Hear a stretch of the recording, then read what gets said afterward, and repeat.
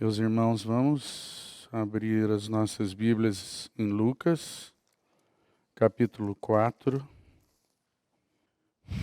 Vamos ler desde o verso 14, novamente o trecho que temos então considerado, e pedirmos ao Senhor que ainda nos mostre algumas coisas mais, além das preciosas coisas que já vimos nesse texto. Então Jesus, no poder do Espírito, regressou para a Galiléia e a sua fama correu por toda a circunvizinhança. E ensinava nas sinagogas, sendo glorificado por todos. Indo para Nazaré, onde fora criado, entrou num sábado na sinagoga, segundo o seu costume, e levantou-se para ler.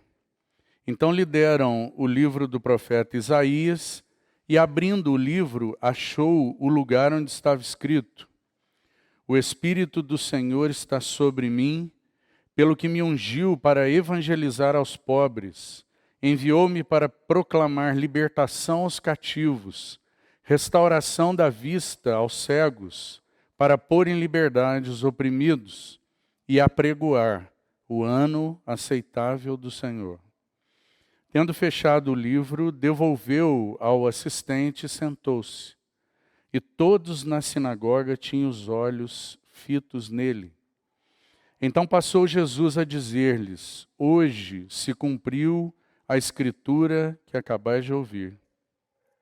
Todos lhe davam testemunho e se maravilhavam das palavras de graça que lhe saíam dos lábios. E perguntavam: Não é este o filho de José? Disse-lhes Jesus: Sem dúvida citar-me-eis este provérbio: Médico, cura-te a ti mesmo. Tudo o que ouvimos ter se dado em Cafarnaum, faze-o também aqui na tua terra. E prosseguiu: De fato vos afirmo que nenhum profeta é bem recebido na sua própria terra. Na verdade vos digo que muitas viúvas havia em Israel no tempo de Elias, quando o céu se fechou por 3 anos e 6 meses, reinando grande fome em toda a terra. E a nenhuma delas foi Elias enviado, senão a uma viúva de Sarepta de Sidom. Havia também muitos leprosos em Israel nos dias do profeta Eliseu, e nenhum deles foi purificado, senão Naamã, o sírio. Todos na sinagoga, ouvindo essas coisas, se encheram de ira. E levantando-se, expulsaram-no da cidade e o levaram até o cume do monte sobre o qual estava edificada a cidade, para de lá o precipitarem abaixo. Jesus, porém, passando por entre eles, retirou-se. Senhor, apresentamos a Ti nossas vidas nessa noite, mais uma vez com gratidão por estarmos aqui reunidos em Teu nome, para Ti, com Tua palavra aberta, riqueza que é a Tua palavra, e suplicamos Teu favor. Tu és tão generoso, Senhor, tão bondoso. Nós pedimos que o Senhor fale aos nossos corações. Nos ajuda, Senhor, nos ajuda. Nós temos tantas barreiras para ouvir. Temos tantas barreiras para ver, Senhor. Temos tantas barreiras para perceber. Mas sabemos que Tu podes derribar todas elas. Então, nossa súplica é que o Senhor, por Teu Espírito, haja no nosso meio, se mova entre nós e vá tocando os corações. E vá falando a cada um que está aqui assentado nessa noite. Nós precisamos da Tua palavra mais do que do pão. Alguns de nós nem sabemos o quanto isso é verdade. Mas nós precisamos da Tua palavra mais do que do pão. Então, Senhor, alimenta os Teus, nos ajuda a abrirmos bem a boca nessa noite, para que o Senhor a encha. revigore e fortaleça o teu povo. Nós vivemos dias de aridez, Senhor, de sequidão, também de propostas variadas para diversões de toda sorte. Mas nós queremos a Ti, Senhor. Nós queremos seguir-te. Nós queremos compreender o verdadeiro propósito para o qual o Senhor nos chamou, sermos Teus para sempre. Então usa a Tua palavra para que isso fique mais claro para todos os que o Senhor mesmo trouxe aqui nessa noite. Para que, fortalecidos com poder no homem interior, cresçamos em tudo, Senhor. Sejamos revigorados. Essa é a nossa oração, depositamos isso aos Teus pés, em súplica, no doce nome de Jesus. Amém. Meus irmãos, essa passagem tão preciosa em que o Senhor entra na sinagoga de Nazaré, cidade natal do Senhor, cidade onde o Senhor passou sua infância, sua adolescência, seus anos, cidade onde o Senhor era conhecido como carpinteiro, cidade onde os seus familiares viveram, uma pequena cidade. Nós sabemos que depois do cativeiro babilônico, se espalharam as sinagogas por entre o povo judeu. As sinagogas nada mais eram do que lugares de reunião, lugares de ajuntamento. Era necessário, como nosso irmão nos lembrou, pelo menos 10 varões judeus, para que então se estabelecesse uma sinagoga. Então eles tivessem um lugar de reunião, um lugar onde a palavra de Deus fosse lida, um lugar onde a palavra de Deus fosse pregada, onde eles pudessem adorar, cantar seus hinos. E então nós temos essa cena do Senhor na sua cidade natal. É muito significativo nós observarmos que nós já saímos de uma primeira fase do Evangelho de Lucas, da narrativa de Lucas, mas do que envolve o ministério de Jesus. Os primeiros capítulos de Lucas são capítulos em que a pessoa, a personalidade, aspectos pessoais do Senhor Jesus são destacados. Mas a partir de agora, desde o seu batismo, o início então do seu serviço público, então agora há uma mudança de ênfase da parte do Espírito. E você vai poder observar isso. O Senhor Jesus, poucas vezes nós vamos ter em destaque características pessoais dele. A partir de agora nós temos uma ênfase na obra do Senhor, no seu serviço, na sua missão, na sua posição messiânica. Então agora, as evidências e marcas da obra do Senhor, elas serão muito destacadas. Então eu queria fazer um destaque já inicial para você observar isso que estou tentando explicar. O texto que nós lemos começa dizendo: então Jesus no poder do Espírito. Você observou, irmão, que nos últimos textos que compartilhamos, em especial aí no texto do capítulo 4, da tentação, essa porção também se inicia fazendo um destaque a respeito do Espírito. E agora nós temos um outro texto que inicia-se assim, e nós temos o Senhor na sinagoga tomando a palavra e fazendo outra menção do Espírito. Em poucos versículos, nós temos uma menção repetida do Espírito. O Espírito conduziu o Senhor ao deserto para ser tentado. O Senhor regressou no poder do Espírito. O Espírito de Deus está sobre mim. 3 menções. Sabe por quê?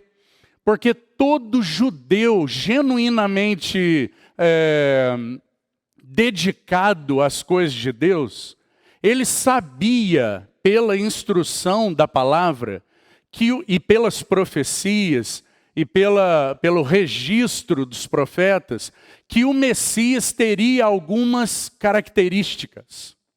E uma das características que o Messias traria muito evidente é o Espírito e a condução do Espírito em tudo na sua vida.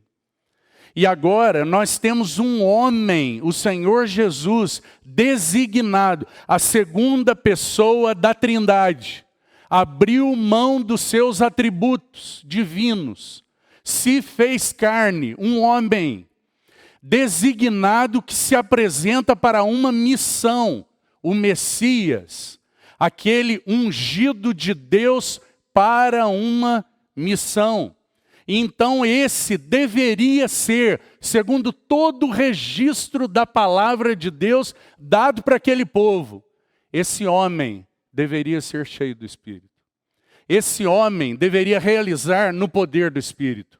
Esse homem deveria andar na direção do Espírito. Então todo judeu piedoso, ele sabia que o Messias seria um homem cheio do Espírito. Por que que isso é tão importante, irmão? Nós irmos destacando. Porque o Senhor Jesus, ele não seguiu num anonimato no tempo em que esteve com eles. O Senhor não seguiu, desde que se fez carne, em oculto, com uma missão oculta diante daquele povo. Eles tinham notas muito específicas na palavra dada por Deus, para que reconhecessem o seu Messias. E essa é uma nota muito importante.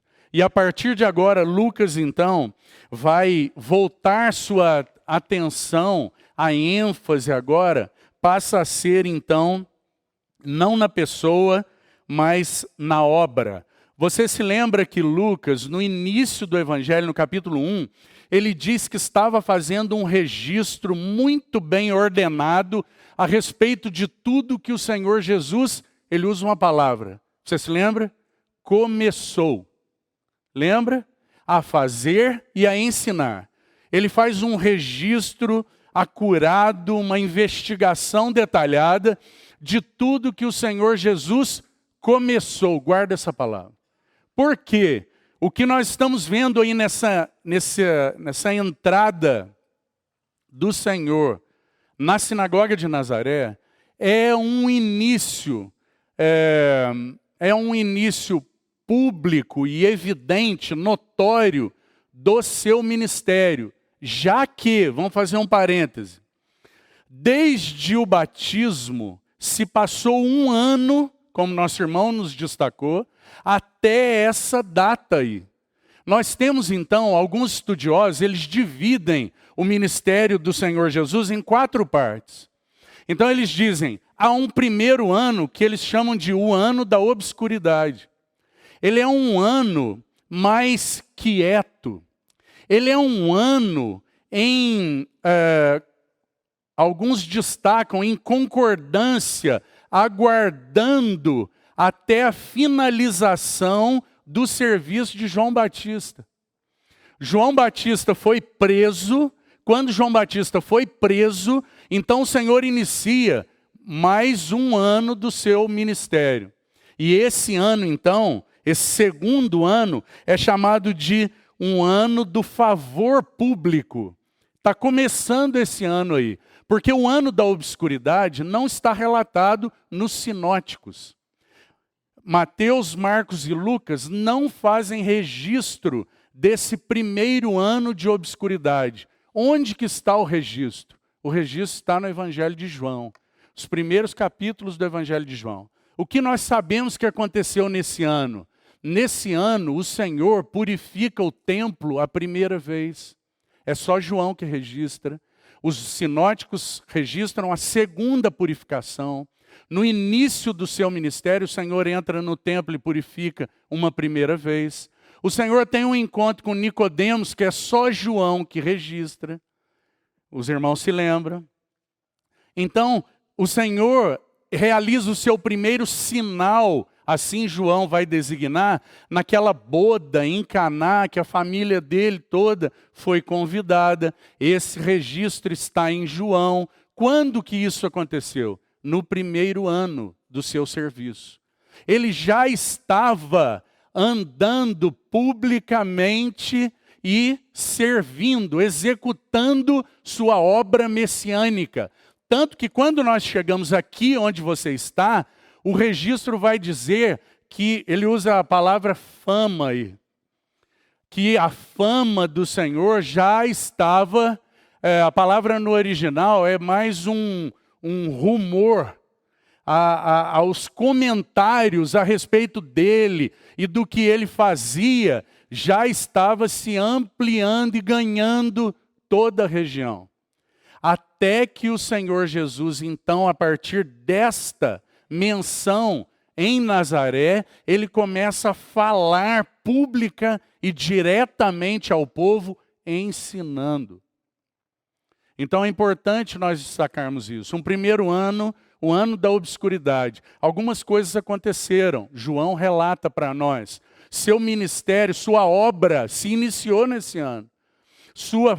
Os rumores a respeito da sua pessoa, eles começam a aumentar. A partir desse ano, então o Senhor começa a encontrar um favor do povo. É uma segunda fase da sua obra. Ele já não mais está em obscuridade, agora ele está em pleno exercício do seu serviço. E ele passa a ter favor do povo. Como que nós sabemos, irmão? Porque as multidões o seguiam, as multidões queriam ir onde ele estava, as multidões tinham interesse nele, porque ele realizava muitas coisas. Ele é cheio de misericórdia, compassivo, ele curou muitos doentes, ele expulsou muitos demônios. Esse é um ano de favor do povo. Então nós temos mais um ano e meio ainda faltando. E os estudiosos dizem que esse terceiro ano é chamado de ano da oposição. Então o Senhor começa a encontrar, porque quando o povo começa a se agradar deles, aqueles que ocupavam lugar de autoridade entre o povo se sentem ameaçados. E esse é o terceiro ano. E então eles se levantam em oposição e começam a tramar para matá-lo. Então nós temos um quarto período, esse não de um ano, mas de 6 meses, em que os estudiosos chamam o período do fim, que são os últimos dias do Senhor, então, aqueles dias que antecedem a conclusão da sua obra no Calvário. Então isso resume para nós os 3 anos e meio do serviço do Senhor. O que está acontecendo aqui? Aquele ano de obscuridade passou e agora o Senhor vai iniciar em Nazaré, terra natal dele. O Senhor vai iniciar esse segundo ano. Um ano em que ele terá o favor do povo. Mas, vamos fazer um destaque aqui interessante. O Senhor Jesus foi 2 vezes a Nazaré. Tá? Alguns, equivocadamente, sugerem que ele foi 3 vezes. Mas não, o Senhor foi 2 vezes em Nazaré. Ele foi uma vez, que é essa que está registrada aí, que eles queriam, para fazer uma diferenciação da outra visita, que eles queriam jogá-lo do precipício. E ele vai uma segunda vez. A narrativa é muito semelhante. Está, se não me falha aqui a memória, em Mateus 13 e em Marcos 6, se não me falha aqui a memória, mas depois, Mateus 13 e Marcos 6, eu anotei. Então essas 2 citações dos sinóticos a Nazaré, elas compõem, junto com essa, 2 idas do Senhor. Essa primeira e uma segunda ida. Qual é, na terra natal do Senhor, a característica marcante do que o Senhor encontrou em Nazaré? Incredulidade. A característica marcante de Nazaré, terra natal do Senhor, irmão. O Senhor viveu lá, sua infância, sua adolescência, sua juventude, sua fase adulta, trabalhando como carpinteiro. Todos o conheciam. quando nós olhamos aí que ele entra na sinagoga, você observou a expressão como do seu costume? Quantas vezes, certamente, o Senhor não foi nessa sinagoga e ficou calado, quieto, apenas adorando, como do seu costume, ouvindo a leitura da palavra, a pregação da palavra profética. Quantas vezes? Como de costume. Então, o que ele encontra em Nazaré? Qual é a marca distintiva de Nazaré? Que recebeu tamanha bênção. Tamanha bênção. Irmão, essa é uma grande advertência para nós. A quem muito é dado, muito será cobrado. A expectativa é grande em relação àqueles que recebem muito. E aí, nós, à luz do que nós temos visto, alguns de nós aqui agora, nós, de São Lourenço, alguns de nós temos tido a oportunidade de conhecer outros lugares nesse país e outros lugares fora daqui, inclusive. E o que nós temos visto? Que o Senhor tem sido misericordiosamente bondoso conosco aqui. A quem muito é dado, muito será requerido. Que o Senhor realmente encontre aqui entre nós corações fiéis, para nós não entendermos que a fidelidade o Senhor requer de um aparato religioso montado, como se eu pudesse me acomodar na finalidade de outros que eu julgo estarem numa posição mais à frente. E isso é o suficiente para a Assembleia. Não é, irmão. Não é. O Senhor não nos olha na medida daqueles que vão à frente. O Senhor nos olha como um edifício, como um corpo interdependente, de modo que a cabeça não pode dizer ao pé, eu não preciso de ti. Então um corpo absolutamente ligado, que muito tem recebido. Que o Senhor nos ajude, porque Nazaré foi abençoada. Aquela terra que não tinha luz, viu grande luz, não é essa a profecia? Aquela terra de obscuridade, raiou a luz da vida lá. A bênção mais sobreexcelente do universo. Deus feito carne. Então ele esteve lá. E isso teria que ter um impacto na vida deles. Quando o Senhor vai lá a segunda vez, sabe como termina o relato de Mateus e o relato de Marcos? Não pôde fazer ali muitos milagres, por causa da incredulidade deles. É assim que termina. O relato de Marcos diz assim, que o Senhor se impressionou, ele se assustou com a incredulidade deles. Que o Senhor nos ajude, meus irmãos, a todos nós, para que o Senhor, a quem Ele tem dado muito, e esses somos nós aqui, nós precisamos reconhecer, Ele não se assuste com incredulidade entre nós. Sabe por quê, meus irmãos? Porque aqueles lá de Nazaré ouviram a palavra dele, deram ouvidos. A Bíblia chega a dizer, num versículo que vai do céu ao inferno, que é o versículo, deixe-me localizar aqui, 22, o versículo 22 é uma narrativa assombrosa. Parece que ele vai do céu ao inferno, porque ele sai de uma percepção, davam testemunho e maravilhavam-se das palavras de graça que saíam dos seus lábios. Isso é o céu. Que coisa maravilhosa. Jesus levantou e há um testemunho, eles ouviram, nós aqui estamos ouvindo. E, irmão, esse versículo é uma advertência tremenda para todos os que têm ouvido a palavra. Palavra de graça, uma palavra genuína e cheia de graça, palavras de graça que lhe saíam dos lábios. Se o texto parasse por aí, esse seria um dos versículos mais maravilhosos. Mas o texto continua. E o texto menciona que no coração deles houve lugar para que então eles não se agarrassem a ele, mas eles dessem vazão para a mais baixa, então, incredulidade. E o que eles dizem? Não é este o filho de José? Que o Senhor nos ajude, porque Ele tem nos falado tanto Ele tem nos falado, que o nosso coração seja realmente comprometido, que nós tenhamos uma inquietação santa nos nossos corações, em relação a tudo que o Senhor nos tem dado. Porque Ele tem requerido de nós famílias muito mais bem estruturadas. Ele tem requerido de nós varões muito mais posicionados. Ele tem requerido de nós auxiliadoras idôneas, muito mais bem preparadas.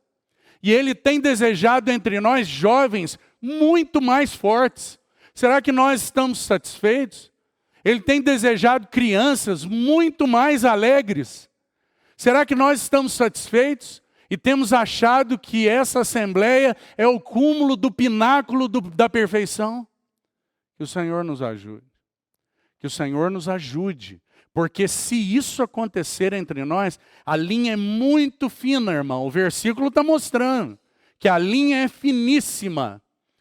Davam testemunho, maravilhavam-se, palavras de graça dos seus lábios. E no instante seguinte, incredulidade. Que o Senhor nos ajude. Que seriedade. Então, Lucas vai fazer essa abordagem a respeito da obra do Senhor. E ele destaca no início do Evangelho que o Senhor começou, lembra dessa palavra que citei? Começou a fazer e a ensinar. Irmão, essa palavra, ela já indica para nós que com relação à obra do Senhor, ela tem começo, ela tem desenvolvimento e ela tem arremate, ela tem consumação, ela tem fim. Isso já está implícito na palavra começou. Se ele começou, oh, glórias ao Senhor, tem um começo, uma intervenção de Deus. O Deus da glória, Ele interveio na situação de desgraça do homem. Então, começou a sua obra. E agora nós estamos vendo aquele maravilhoso evangelista com E maiúsculo. Ele se coloca de pé, o grande evangelista, e apresenta o evangelho. Mas não são apenas palavras. Ele não está dizendo apenas de um ano aceitável, ele está dizendo, eu sou o evangelho, eu sou o ano aceitável. Esta boa nova está começando agora, se cumprindo agora. É isso que o Senhor está dizendo para eles. E é a isso que eles não puderam crer. E é nisso, com relação a isso, que eles se iraram. Que o Senhor nos ajude. Que reações nós estamos vendo nesse texto. Que reações. Porque o Senhor expõe, nós vamos chegar lá, o Senhor expõe aquilo que estava no pensamento deles com 2 exemplos. O Senhor expõe aquilo que estava na entranha deles com 2 exemplos. Muito profundamente sondadores. E eles então se iram com relação a ele. Mas Lucas vai então propor esse começo da obra do Senhor. E por que isso é tão precioso, irmão? Porque o Senhor agora, Ele começa a executar essa obra. E nós somos então desafiados a observarmos essa execução. Ela tem uma fase, veja que nós podemos olhar para o propósito de Deus e dividirmos aqui bem simplesmente em 3 fases. Uma primeira fase que vai desde a encarnação até o Calvário. Então nós temos uma outra fase que nós aguardamos a iminente volta do Senhor, fase essa em que a igreja tem sido trabalhada e tem se desenvolvido essa obra, capitaneada pelo Espírito de Deus, porque nós não ficamos órfãos, Ele nos deu o Espírito. Então nós temos uma terceira e última fase, que é o fecho do propósito de Deus. Nós estaremos de forma consumada, glorificada com Ele para sempre. Para sempre. Então, o que nós estamos vendo aqui é o início. O Senhor então estará executando e Ele vai falar muitas coisas. Por que isso é importante? Porque tudo que o Senhor fizer e falar vai nos ajudar a compreender o desenvolvimento da obra e a consumação da obra. De tudo que o Senhor faz, executa e fala, nós temos todo o ensino dos apóstolos, irmão. Todo o ensino dos apóstolos, todas as epístolas, estão baseadas no que ele fez e ensinou. Compreende, irmão?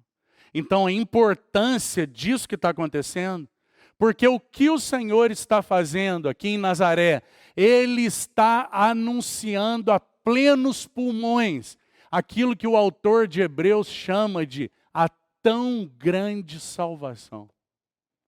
Entende?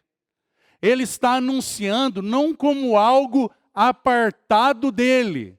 Ele não está dizendo, olha, João Batista fez isso que eu vou dizer aqui. João anunciou, olha, está próximo a grande salvação.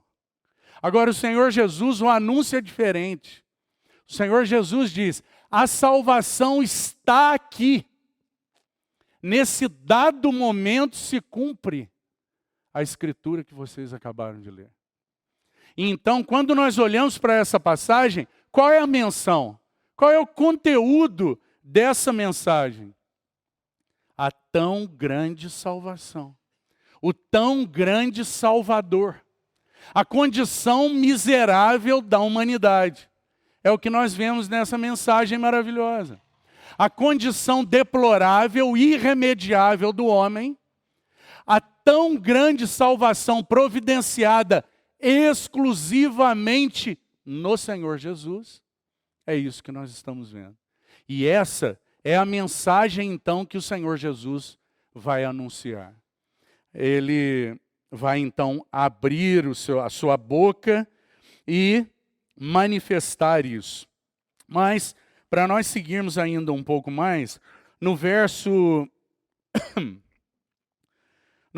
16, começa, então, essa visita do Senhor à sinagoga. E nessa visita, então, é dito que ele entrou na sinagoga num sábado, seguindo o seu costume, não é o costume da sinagoga, é o costume do Senhor. Seguindo o seu costume, isso quer dizer que o Senhor conhecia aquela sinagoga. Você imagina, irmão, o Senhor é homem como nós, tá? Você imagina a emoção do Senhor de entrar naquele lugar? Agora, ele vai, então, iniciar, ele vai proclamar, não iniciar. Ele vai, porque já se iniciou a sua obra. Ele vai proclamar a sua obra e o seu ensino. Naquela cidadezinha onde ele foi criado. Então, agora, o Senhor começa a fazer um anúncio. É dito aí que deram, no verso 17, então lhe deram o livro do profeta Isaías. E abrindo o livro, achou. Essa palavra indica, irmão, a possibilidade, nós não podemos afirmar, porque muitas dessas sinagogas já tinham uma sequência determinada. Então, era feita a leitura de um trecho da Torá, do Pentateuco, e, posterior a isso, era feita a leitura de um trecho profético e uma pregação.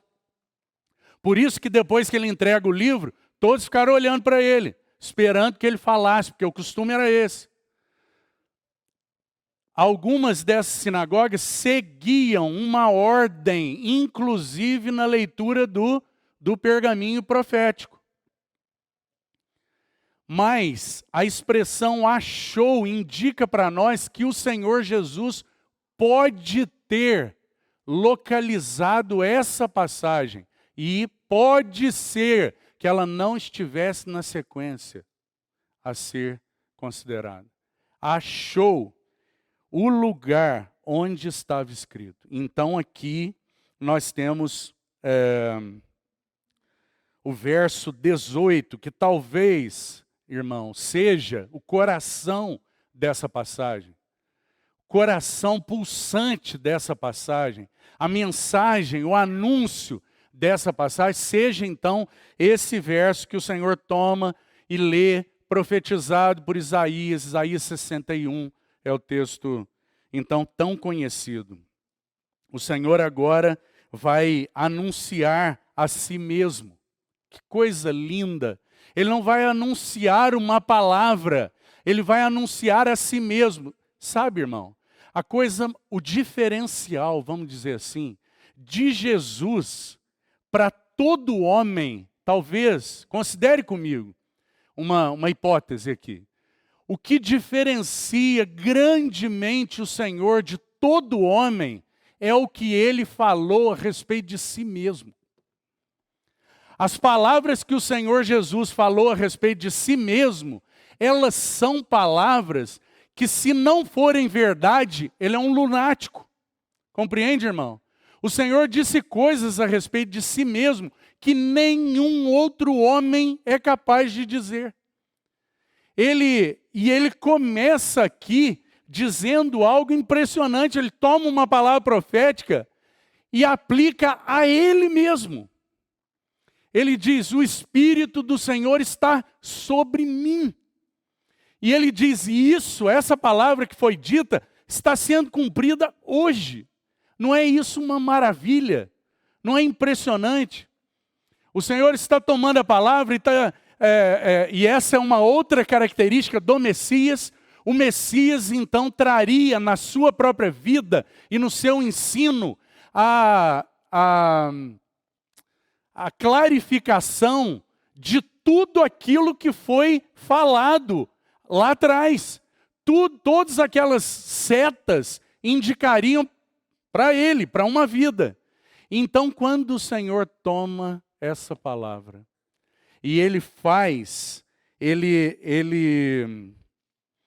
lê a sua missão messiânica, ele lê a si mesmo, irmão. Ele toma aquela palavra e ele faz uma leitura dele mesmo. É como se o Senhor estivesse fazendo sabe quando você vai fazer uma entrevista de emprego e então a pessoa pede para você se descrever? O Senhor está fazendo uma descrição de si mesmo. E qual é a descrição? O Espírito do Senhor, Deus, está sobre mim. Lembre-se, ele está se descrevendo como o Messias, homem perfeito, então designado para a redenção. Então ele faz uma descrição de si mesmo tomando o texto de Isaías. Que maravilha, porque ele vai apresentar características dele mesmo, maravilhosas. O verso 18, então, verso chave aí, como já disse, vamos concentrar nele e compartilhar algumas coisas que vão aqui no meu coração. O verso 18 diz assim: o Espírito do Senhor, o Espírito de Yahvé, o Espírito do Senhor está sobre mim. A palavra aí, irmão, indica algo do alto com pressão. O Espírito está sobre mim. Então, o Espírito está ungindo, o Espírito está capacitando, o Espírito está fortalecendo, o Espírito está dando sabedoria, todas aquelas características cétuplas do Espírito de Deus que Isaías também menciona. Aquele espírito de fortaleza, aquele espírito de sabedoria, aquele espírito de poder. O que o Senhor está dizendo é: esse Espírito está sobre mim. Plenamente sobre um homem. Não sobre a divindade, irmão. Embora nós saibamos que o Senhor é 100% homem. e 100% Deus. Mas o que nós estamos vendo é o Espírito sobre aquele homem, capacitando-o para a sua missão. E então, ele segue fazendo a leitura que os irmãos já viram. Mas, eu não quero estar voltando no texto de Isaías para tomar tempo, mas creio que você deveria ler o texto de Isaías 61. Por quê? Porque tem algo curioso aqui para nós destacarmos. O Senhor Jesus, ele faz a leitura do texto e ele para abruptamente num ponto, que é a expressão ano aceitável do Senhor, que está no verso 19. Versos 18 e 19 é a citação que ele faz da profecia de Isaías. Mas, se você abrir lá em Isaías, você vai ver que o texto continua. Aí eu te faço uma pergunta, será que o texto não era importante? Por que será que o Senhor parou e não terminou? Porque o texto continua dizendo assim, e apregoar o ano aceitável do Senhor e o dia da vingança do nosso Deus. A consolar todos os que choram, então os irmãos sabem a sequência. Até os carvalhos de justiça. Nosso irmão Newton leu esse texto aqui no domingo pela manhã. Meus irmãos, essa parada do Senhor é no mínimo curiosa. Nós temos que olhar para isso e compreendermos por que o Senhor fez isso. Por que o Senhor interrompeu a leitura no ano aceitável do Senhor? Porque, irmão, essa primeira parte da narrativa de Isaías resumem esta fase do propósito de Deus e da obra de Cristo em redenção. Ela resume a salvação apresentada nele, na pessoa dele. O Senhor estava recebendo unção do Espírito até aquele momento até o Calvário. Compreende, irmão? A vingança do nosso Deus é algo que nós ainda aguardamos. Você vê isso? Nós ainda aguardamos o dia da vingança do nosso Deus.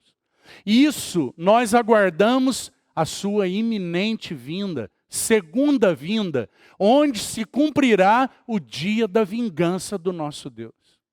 Em que todo o universo será impactado pela sua face, pela sua glória, e será restaurado e completamente sujeitado a Ele. E esse é o dia da vingança do nosso Deus.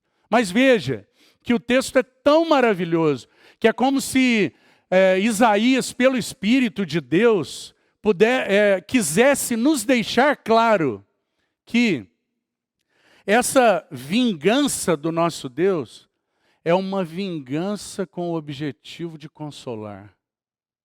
É o dia da vingança para consolar todos os que choram. E é o dia da vingança para trazer vestes de justiça a todos que estão em pranto.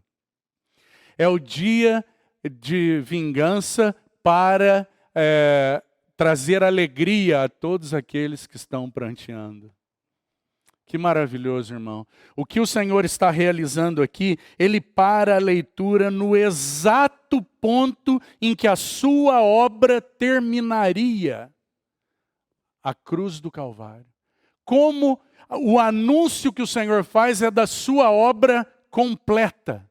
O dia da vingança é um passo sequente. O Senhor para no exato momento em que Ele estava designado para cumprir nessa terra nos seus 33 anos e meio. O ano aceitável do Senhor. O ano de júbilo. O ano de alegria. E o que Ele está então anunciando nesse início? Ele está dizendo, olha, a salvação está aqui. A salvação está entre vocês. A salvação está disponível. A salvação está anunciada. Sabe aquele anúncio que vocês aguardavam, porque, irmão, quando você faz uma pesquisa a respeito do que era pregado, tem alguns estudiosos que conseguiram levantar sermões que eram pregados no primeiro século nas sinagogas. Sabe o que esses irmãos conseguiram descobrir? Sabe quais eram as mensagens pregadas no momento profético, nesse momento em que o Senhor está lendo aí esse texto de Isaías? Eram as mensagens messiânicas. As mensagens messiânicas eram anunciadas para que houvesse esperança no coração do povo, para que o povo tivesse então o seu coração inflamado, aquecido em relação ao Messias que eles aguardavam, em relação àquela manifestação do Salvador, aquela salvação anunciada pudesse se cumprir. Esse era o assunto das mensagens todas. E agora se levanta o evangelista e faz um anúncio. E ele faz um anúncio da salvação. E ele diz: olha, aquela salvação que vocês têm pregado há anos, ela está aqui agora. Ela está manifestada em mim. Ela se cumpre hoje, porque o Espírito de Deus está sobre mim. Não só isso, Ele está sobre mim com uma finalidade. E é então isso que nós vamos ver aí no texto. Porque o texto vai continuar, né, o verso 18. Então, no verso 18, nós temos 4 metáforas. Então, vamos gastar o tempo que nós temos aqui nela. O verso 18 vai nos apresentar 4 metáforas, irmão. A primeira é a metáfora dos pobres.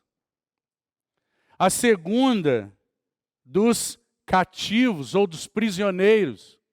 A terceira, dos cegos. E a quarta, dos oprimidos ou dos feridos. Seria um sentido mais aplicado dessa questão aí da opressão. Então, o que está acontecendo aí? Essas metáforas, elas resumem a condição de todo homem. Quando o Espírito de Deus é vindo sobre o Salvador, é porque a humanidade está nessa condição.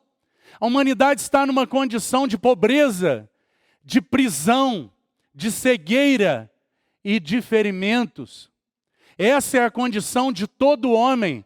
Ora, irmão, quando nós olhamos para o mundo hoje, não é isso que o mundo pensa e não é isso que o mundo diz.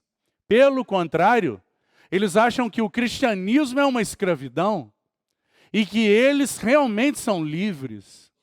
E que eles realmente são sadios. E que eles têm uma visão muito aguçada.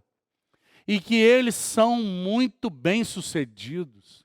É isso que o mundo pensa. Mas qual é a leitura de Deus a respeito da humanidade? Quando o Salvador toma a palavra pela primeira vez, qual é o resumo?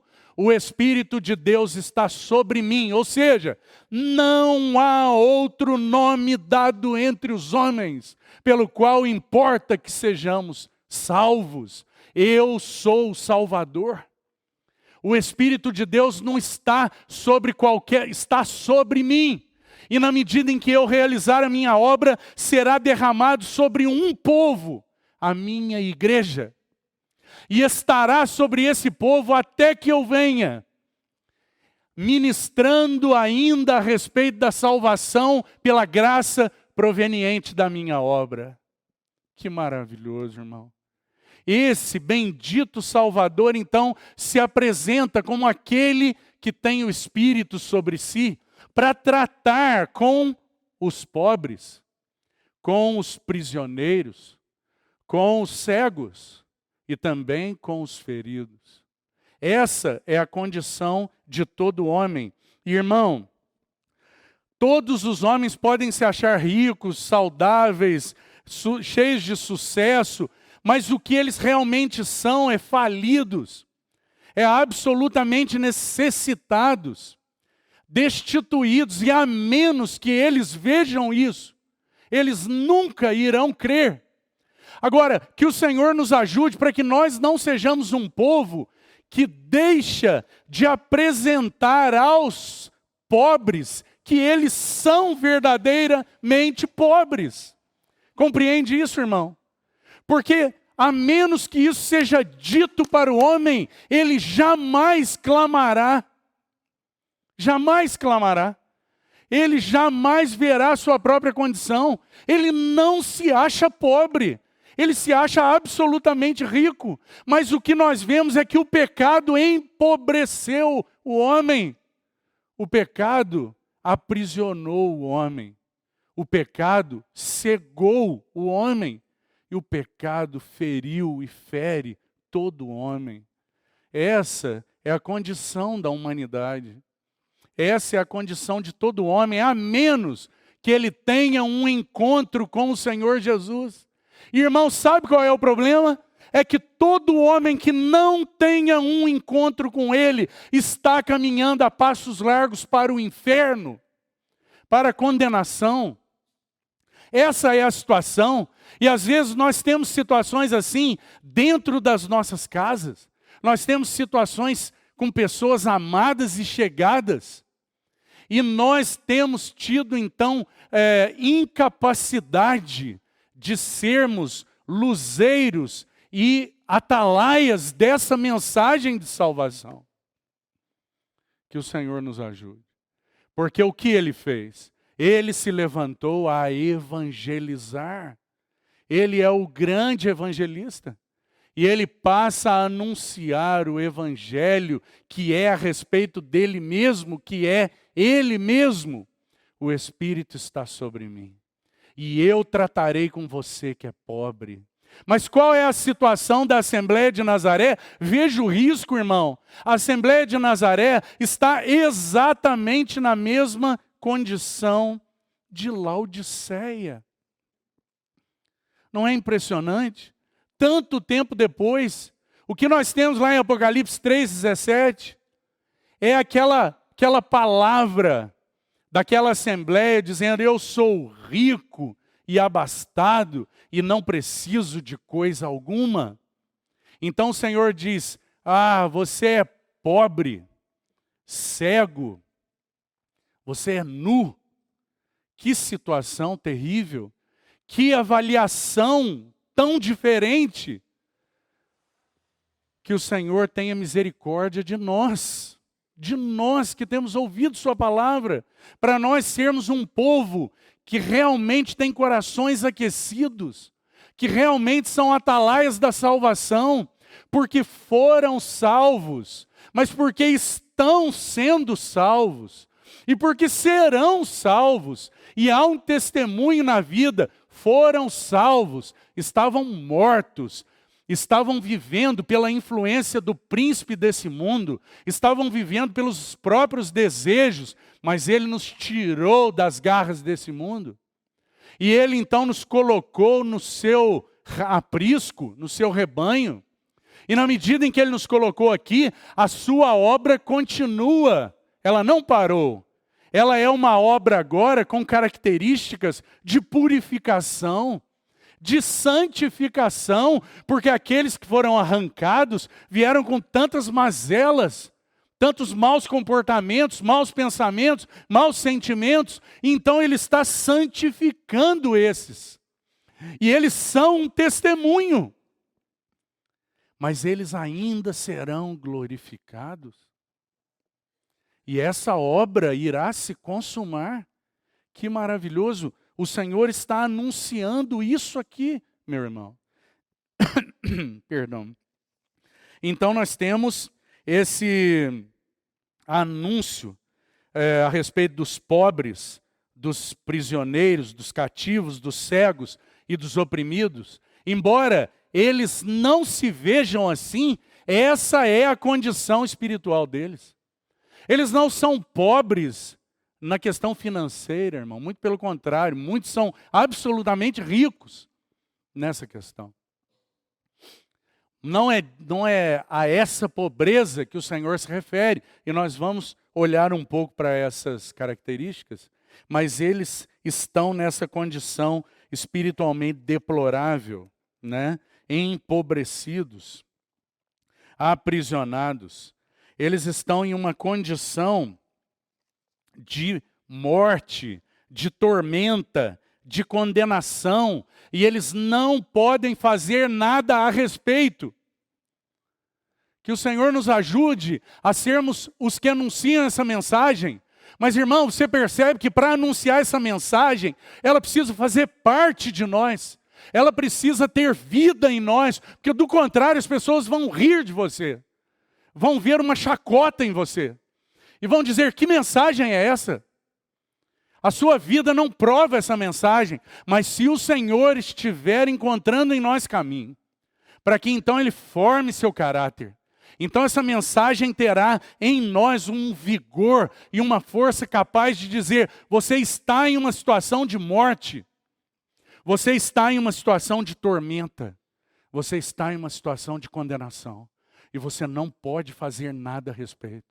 E você só pode se livrar dessa situação, a menos que você se entregue ao único que pode te arrancar dessas trevas. E então o Senhor terá um povo capaz de anunciar a iminente destruição de todos aqueles que não crerem nele. Que o Senhor nos ajude, porque essa é a responsabilidade da igreja até que Ele venha. Essa é a nossa responsabilidade. Mas sabe, irmão, me parece que nós não queremos problemas. Me parece que nós queremos até trazer as pessoas aqui. As pessoas vêm aqui, nós queremos que as pessoas sentem aqui, e elas se sintam bem aqui. Então nós até convidamos as pessoas para o nosso círculo de comunhão. Mas essas pessoas não conheceram Jesus. Elas ainda não foi apresentado para elas que elas estão em trevas. E nós achamos que é uma questão de mudar o comportamento delas para elas se comportarem como nós. Mas não é.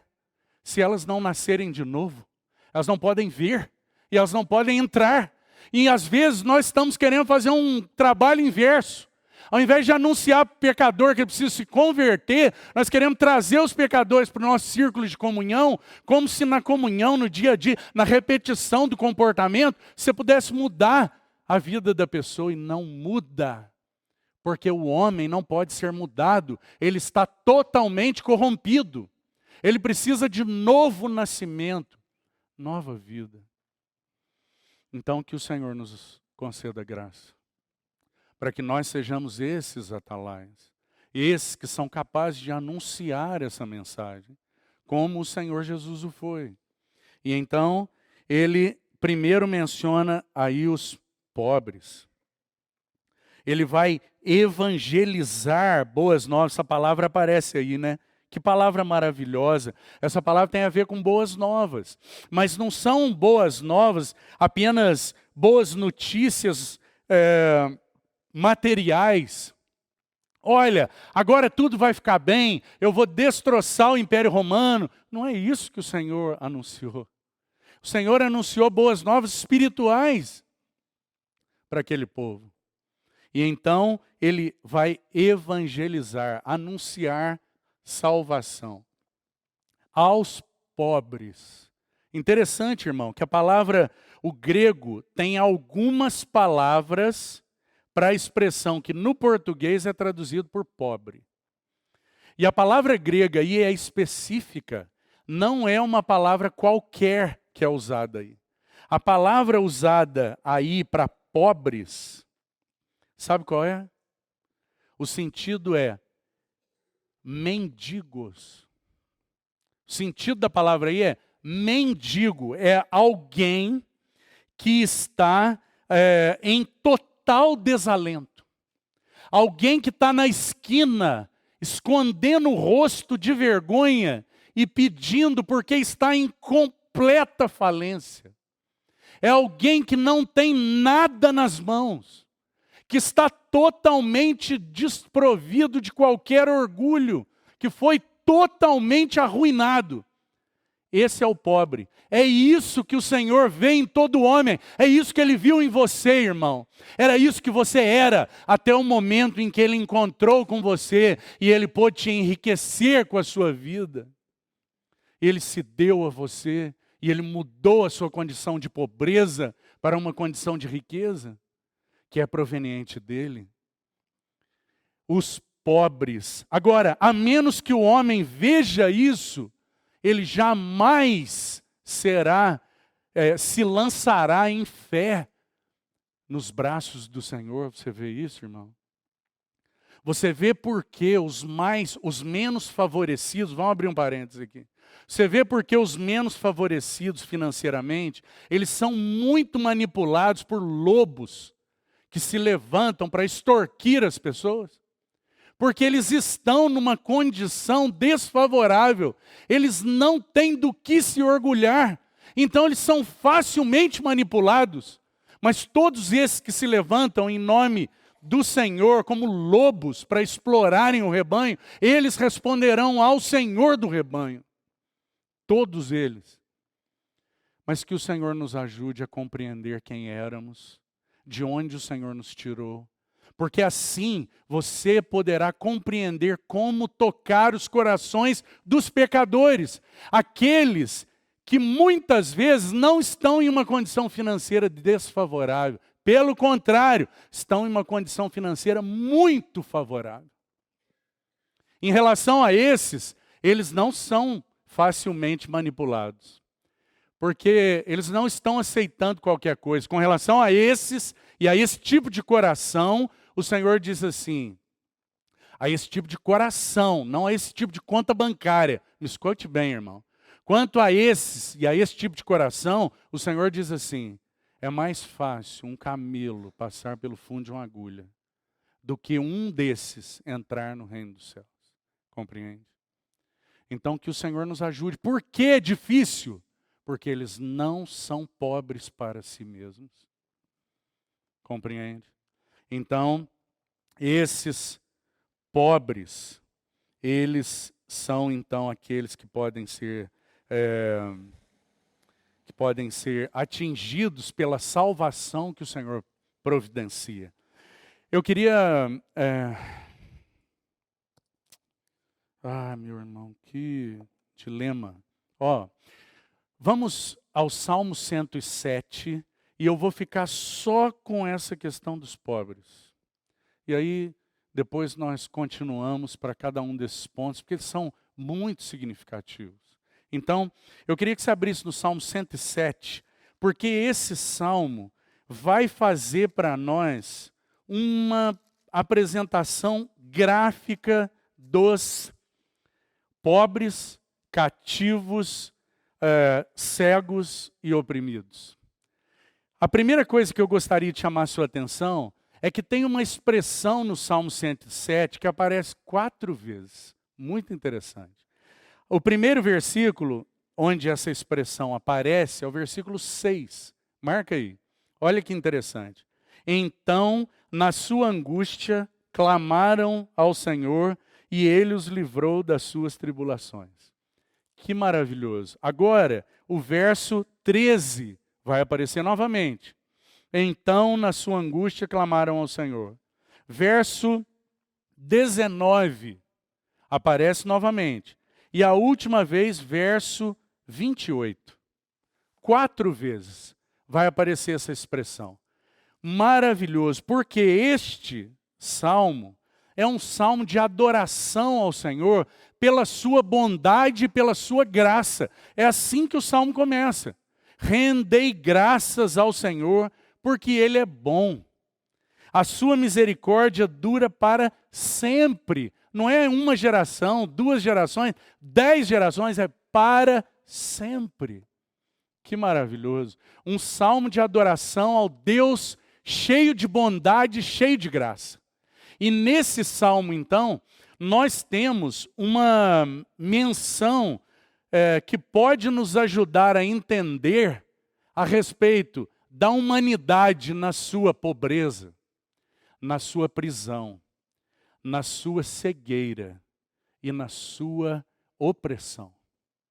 Então, vamos apenas ao primeiro aspecto, como já disse. Os versos 4 e 5 vão fazer menção da pobreza. Mas antes, irmão, perceba que o verso 2 vai abordar aquilo que nós estamos considerando na cena de Nazaré. O Redentor se apresentando, o Salvador se apresentando, cheio de graça, o ano aceitável do Senhor. É o ano do jubileu, irmão. Todo judeu sabia o que significava esse ano. Nosso irmão, no domingo pela manhã, falou algo sobre isso. Eu não sei se você sabe, mas havia apenas na nação de Israel. Deus designou um ano, que é então chamado por Isaías de um ano aceitável, ou o ano do jubileu, que era um ano comemorativo, era um ano cheio de alegria, era uma alegria sem medida. Por quê? Porque esse ano só era celebrado a cada 50 anos. Um ano aceitável do Senhor. A cada 50 anos, Deus proveu de fazer uma redistribuição de renda entre o seu povo, para que não houvessem pobres, falidos, destituídos entre eles. Então, o que o Senhor fazia? Ele restituía a cada família a sua possessão, para que então houvesse uma redistribuição e todos tivessem provisão, e não houvesse um que fosse muito rico e um outro a mendigar. E isso acontecia no ano aceitável do Senhor. Irmão, isso era só uma figura. Uma figura de quê? Uma figura do que está acontecendo em Nazaré. O Senhor Jesus se levanta e diz assim: lembra do ano aceitável? Hoje se cumpre a escritura que vocês acabaram de ouvir. Sabe, o ano aceitável, o ano do jubileu, o ano da restauração, o ano da salvação, o ano do enriquecimento dos pobres, o ano da cura, da restauração da vista aos cegos, o ano da libertação dos cativos, sabe, o ano do tratamento dos oprimidos e dos feridos, da cura dos corações, começa agora, e sou eu, o curador de todos os corações. É isso que o Senhor está fazendo. E então ele anuncia esse maravilhoso ano. Versículo 2 aí do Salmo está dizendo isso para nós. Digam-no os remidos do Senhor, os que ele resgatou da mão do inimigo e congregou de entre as terras do Oriente e do Ocidente, do Norte e do Mar. Que lindo, não é? Esses versículos, os primeiros, 1, 2 e 3, resumem, então, a bondade graciosa do Deus que intervém. E agora, os versos 4 e 5 nos ajudam a entender quem são os pobres. Os pobres são, o verso 4 diz, andaram errantes pelo deserto. Irmão, sabe o que é andar errante? É alguém que não tem rumo, não tem para onde ir, não tem para... Todo mundo aqui gosta, eu tenho certeza, de viajar, né? Uma delícia, programa uma viagem, então você viaja, é tão bom sair para viajar.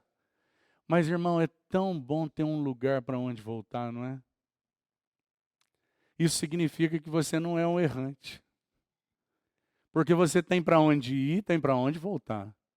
Agora, o que a Bíblia está dizendo aqui é que o homem, por causa do pecado, ele se tornou tão pobre que ele não tem mais um lugar para estar guardado. Ele não tem mais um lugar de segurança. Ele não tem mais um lugar de abrigo. Esse é o homem sem Jesus. Esse é o pobre, errante, é o que diz o verso. Errante pelo deserto, por ermos caminhos. Nós sabemos o que é um caminho ermo.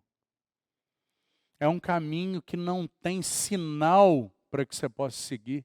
é um caminho que não tem iluminação, é um caminho que não tem segurança, é um caminho ermo. O homem sem Jesus anda em trevas, por um caminho ermo. Ele não tem sinais por onde andar. Nós falamos no domingo a respeito do ainda que eu ande pelo vale da sombra e da morte. Aqueles que tiveram um encontro com o Salvador, eles têm um sussurro nos seus ouvidos, não tem? Ainda que seja ermo o caminho. Não é assim que o salmista está dizendo? É um vale da sombra da morte, mas tu estás comigo. Que maravilhoso, irmão. Esse é o nosso Salvador. Esse que apregoou o ano aceitável na sua vida. Você estava completamente falido. Então ele te encontrou. E ele deseja que você seja um instrumento para que outros sejam encontrados. Então, ele segue o verso 4. Sem achar cidade em que habitassem. Interessante, não é, irmão? Sem achar um lugar de comunhão, família, sem raízes. Esse é o homem, esse é o pobre. É a esse que o Senhor Jesus diz, eu vim buscá-los, porque eles não têm família, eles nem sabem que são tão pobres, eles não têm para onde ir, eles não têm lugar de abrigo. Eles estão sem achar cidade em que habitassem. Verso 5, famintos e sedentos, desfalecia neles a alma. Que resumo dos pobres, não é? Esses são os pobres, famintos e sedentos, com alma desfalecida. É uma alma em desalento total, em desânimo, em depressão total. Pobres, mas graças ao Senhor, porque Ele, sendo rico, se fez pobre por amor de nós. Sendo cheio de riqueza, Ele decidiu repartir conosco sua riqueza. E Ele não se torna mais pobre por isso. Mas nós que éramos pobres, somos enriquecidos por isso, graças ao Senhor. Cheio de bondade. Ele veio para evangelizar os pobres. Oh, que notícia nós recebemos! Salvos por Ele, boas novas de salvação. Temos abrigo, temos alimento, não somos mais pedintes, indigentes. Temos abrigo, não estamos mais famintos, ou não deveríamos estar. Não estamos mais sedentos, ou não deveríamos estar. Mas estamos supridos, porque aquele que era rico se fez pobre para nos enriquecer. Graças ao Senhor. Graças ao Senhor por sua palavra. Vamos ter algumas orações em gratidão ao Senhor, em resposta àquilo que Ele tem nos falado e na semana que vem seguindo.